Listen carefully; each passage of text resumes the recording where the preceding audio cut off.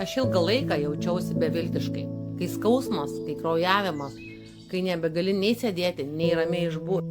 13 metų gyvenau nuo vienos operacijos iki kitos. Vaistai padėdavo tik trumpai, bet problema vis grįždavo. Ir aš vis klausdavau savęs, kodėl man, kol vieną dieną pradėjau gilintis ne į simptomus, o į šaknį žarnyną. Ir kai pradėjau jį maitinti skaidulomis, kurios iš tikrųjų veikia ir reikalingos mūsų bakterijom gerosiams, viskas pradėjo keistis. Kartais mes taip ieškom stebuklo iš išorės, o pamirštam, kad viskas prasideda nuo vidaus. Žarnynas yra mūsų centras ir kai jį mylim, jis pradeda mus gydyti. Jeigu tu kovoji su tuo pačiu, nepasilik viena arba vienas, yra sprendimų ir jie prasideda nuo mažų, bet svarbių žingsnių.